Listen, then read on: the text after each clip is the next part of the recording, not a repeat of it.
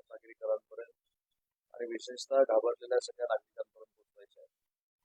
परवा रात्री हा जेव्हा प्रसंग घडला, संदेश कनगुटकर नावाचे जे नागरिक आहेत त्यांच्या घरासमोर हा प्रसंग घडला, ते देखील बैठकीला उपस्थित होते आणि त्यांनी त्याच्यामध्ये असं नमूद केलं की रात्री 2 वाजताच्या सुमारास त्यांचा जो पाळीव कुत्रा आहे तो भुंकायला लागल्यानंतर त्यांनी पाहणी केली तर सकृत दर्शनी त्यांना काहीच दिसलं नाही आणि त्याच्यानंतर त्यांनी सीसी फुटेज जरी तपासलं तरी तो जो व्हिडिओ व्हायरल झालेला आहे तो झूम करून त्यांनी रेकॉर्ड केलेला व्हिडिओ आहे. त्याच्यामुळे त्यांची शंका त्याच्यामध्ये अशी होती की तो बिबट्या आहे, बिबट्या सदृश प्राणी आहे, हे वन खात्यानं तपासावा आणि मग नागरिकांमध्ये तो बिबट्या आहे काय हे सांगावं. आणि त्याच्यानंतर काल एक बातमी प्रसिद्ध झाली की विश्वनगरमध्ये बिबट्यानं महिलांवर कुठेतरी हल्ला केला, पण ते कुठेही तसं झालेलं नाही. त्या स्पॉटवर देखील वन खात्याची टीम गेली होती, पोलीस अधिकारी गेले होते, कुठेही हल्ला झालेलं चित्र महिलांवरचं कुठेही दिसलं नाही. त्याच्यामुळे त्याच्यासाठी भयभीत होण्याचं काही कारण नाही. पण ज्या व्हिडिओमध्ये बिबट्यासारखा प्राणी दिसतोय तो नक्की बिबट्या आहे का हे मात्र 100% सर्वेक्षण करणं आवश्यक आहे. आणि तो जर बिबट्या असेल तर त्याचा त्रास रत्नागिरीकरांना होऊ नये यासाठी ज्या ज्या काही उपाययोजना करायच्या होत्या त्या आपण फायनल केल्या. त्याच्यामध्ये त्यांच्या पावलाचे ठसे मिळालेत का, तर पावलाचे ठसे मिळाले, निष्ठा कुठे मिळाली का, निष्ठा कुठे मिळाली, तो ज्या ठिकाणी बसला होता तिथे काही त्याच्या अंगाचा वास आहे का ते देखील पोलीस दवाखान्यात मिळाले. तरी देखील तो बिबट्याच आहे असं समजून तिची काही प्रक्रिया करावी लागते वन खात्याला, ते करण्याचा निर्णय आजच्या बैठकीमध्ये घेण्यात आला. आणि 4 ठिकाणी आपण हे पिंजरे लावण्याचा निर्णय घेतलेला आहे शहरामध्ये.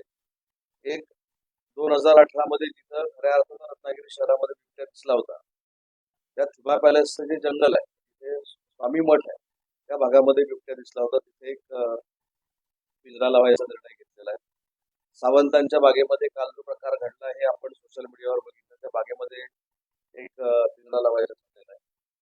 तिसरा पिंजरा संदेश करकुडकरांच्या परिसरामध्ये लावायचा ठरलेला आहे. चौथा आता वन खातं ठरवेल तिथे लावतो.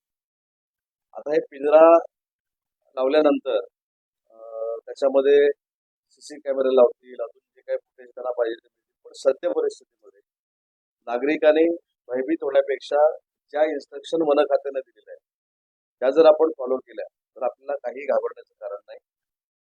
जर तो शहरामध्ये बिबट्या असेल तर त्या परिसरामध्ये असेल, त्याला काही कालावधीतच आपण निर्बंध करू.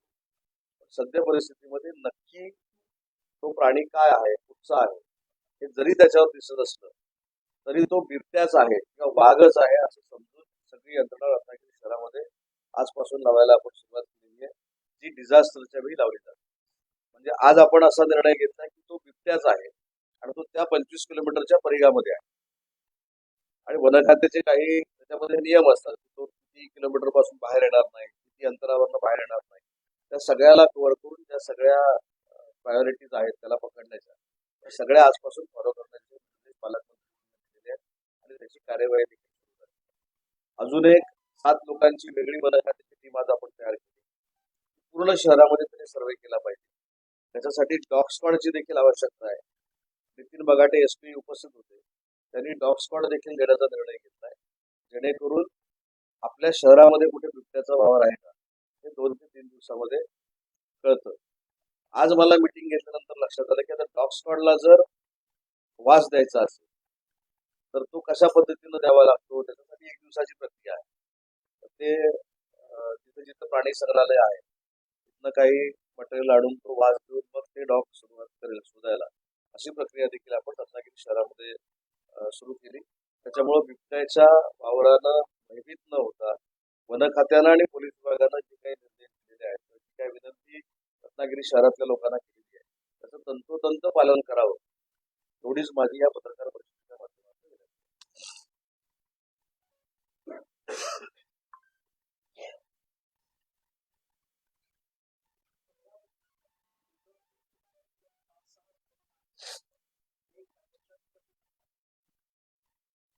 तुम्हाला जर संख्या पाहिजेच असेल तर आजच्या चर्चेमधनं वन खात्यानं मला असं प्रयत्न केलंय की या जिल्ह्यामध्ये किमान 100 ते 110 ते असण्याची शक्यता आहे, पण ते रत्नागिरीत आहे. त्यांना मी चेष्टेनं असं सांगितलं, आता वाघ आलाय त्याच्यामुळे बिबट्या पळून जाईल. तर त्याच्यामध्ये असण्याची शक्यता आहे. आणि आपल्याला सगळ्यात आनंददायी बाब अशी आहे, ज्याला आपण टायगर म्हणतो, पटेरी वाघ म्हणतो, तो देखील आपल्या जिल्ह्यामध्ये आहे. तो कुठं आहे सह्याद्रीच्या परिसरामध्ये, ते लोकेशन देखील मला वन खात्याने सांगितलं. ही खरंच चांगली साईन आहे की आपल्याकडे पटेरी वाघ आहे, त्याला आपण सुरक्षित केलंय सह्याद्रीच्या त्या कड्यामध्ये. वन खात्याने केले, त्याच्यासाठी ज्या काय उपाययोजना आहेत त्या केलेल्या आहेत. पण बिबट्याच्या संदर्भात त्यांनी मला जे मी आधी समजून घेतलं, बिबट्याची स्वभाव कसा असतो, बिबट्या काय करतो, कशा पद्धतीने अटॅक करतो. त्यांनी सांगितलं की समोरच्यानं त्याला त्रास देण्याचा प्रयत्न केला तरच बिबट्या अटॅक करतो, नाहीतर तो कुत्रे आणि मांस आहे त्याच्यावरच अटॅक करतो. तर पावसचे उदाहरण त्याने मला दिलं की पावसला तुम्हाला माहिती असेल मोटरसायकलवर बिबट्या हल्ला करायचा आणि त्यावेळी लक्षातच झालं नाही की तो फक्त मोटरसायकलवरच का हल्ला करतो. ज्यावेळी त्याची पूर्ण सखोल चौकशी झाली त्यावेळी असं कळलं की वडील आणि मुलगा मोटरसायकलवरनं मटण घेऊन जात होते आणि ज्या ठिकाणी बिबट्याचा वावर होता बसलेला होता त्याच ठिकाणी त्यांच्या हातातली मटणाची पिशवी पडली आणि ते मटण त्याला खायला मिळालं, कोणाला बिबट्याला. वन खात्याचे अधिकारी सांगतात तो प्रत्येक मोटरसायकलमध्ये ते मटण असते असं त्याच्या डोक्यामध्ये बसतं. हा मला अभ्यास नाही, त्याने मला मार्गदर्शन केलेलं तुम्हाला सांगतो. म्हणून तो मोटरसायकलवर हल्ला करायचा, सायकलवर हल्ला करायचा. त्या सगळ्या पडताळण्या ते तपासून बघतात रत्नागिरी शहराच्या बाबतीत. आणि मिरजोळा असेल, खेडशीमध्ये देखील काल परवा असं झालेलं आहे. बिबट्यांची संख्या वाढलेली आहे आणि त्या बिबट्यांच्या संदर्भात आपण कसं आता वागलं पाहिजे याची एक गाईडलाईन वन खातं 2 दिवसामध्ये द्यायचं.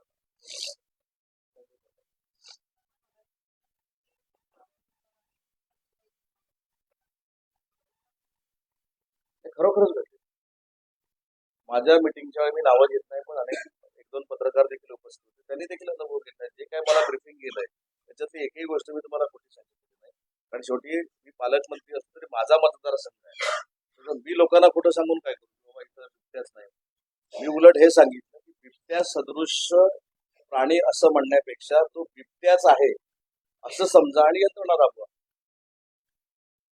बरोबर ना? म्हणजे बिबट्या आहे की नाही हे तपासण्यापेक्षा तो बिबट्याच आहे असं समजा आणि यंत्रणा राबवा. हा, हा. नाही त्याच्यामध्ये काही मंडळी असं पण सांगत होती की गाडी फिरवली रत्नागिरी शहरात. तर मी त्यांना असं सांगितलं तुम्ही रत्नागिरी शहरामध्ये जर गाडी फिरवली तर लोक अजून पॅनिक.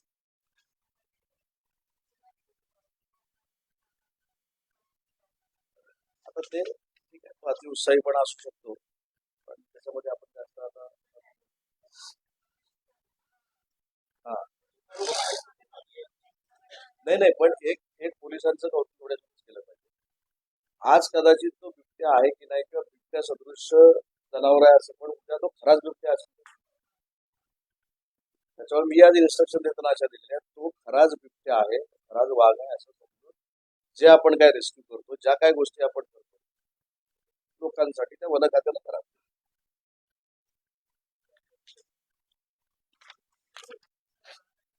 हा, दुसरा एक महत्वाचा विषय हा खरं तर स्थानिक पातळीवरचा आहे. 22 तारखेला राजापूरमध्ये सध्या महाराष्ट्रामध्ये आणि देशामध्ये गाजत असलेला जो कार्यक्रम आहे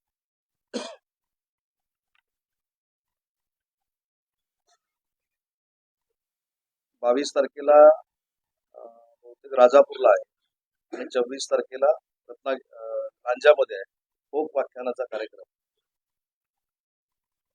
आणि तोच कार्यक्रम 10 जानेवारीला रत्नागिरीमध्ये. तर या 3 कार्यक्रमांचं नियोजन लांजा, राजापूर आणि रत्नागिरीमध्ये आपण करतोय.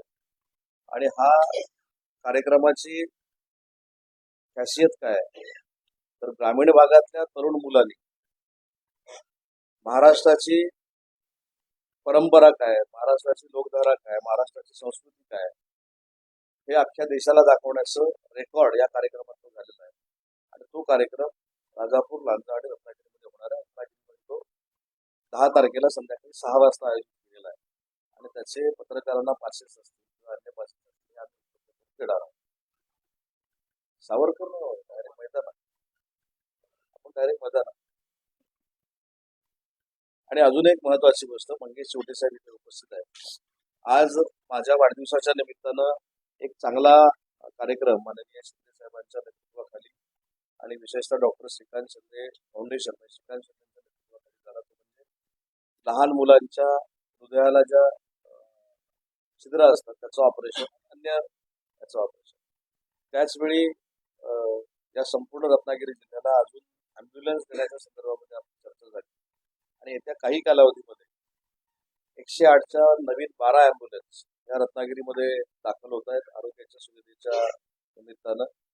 आणि अजून एक महत्वाची गोष्ट की हा जो कार्यक्रम आहे हा 1 वर्ष चालू राहणार आहे आणि हा कार्यक्रम 1 वर्ष चालू राहत असताना सांगली, सातारा, रत्नागिरी आणि सिंधुदुर्ग याच्यामध्ये 70,000 मोतीबिंदूंच्या शस्त्रक्रियेचा जो बॅकलॉग आहे या वर्षभरात भरून काढण्याचा संकल्प मंगेश चिवटे आणि त्यांच्या पूर्ण टीमने केलाय, सगळ्या डॉक्टर्सनी केलाय. मला असं वाटतं की फार मोठी अचिव्हमेंट आहे. कारण डोळ्यांवरच्या शस्त्रक्रिया काही लोक पैशाअभावी असतील, काही लोक दुर्लक्षानं करत नाही, तर त्या 70,000पैकी किमान 50,000 जरी शस्त्रक्रिया झाल्या फार मोठं आरोग्याच्या दृष्टीनं योगदान हे आमच्या सगळ्यांचं असेल. म्हणून हा एक उपक्रम आपण पूर्ण वर्षभर चालू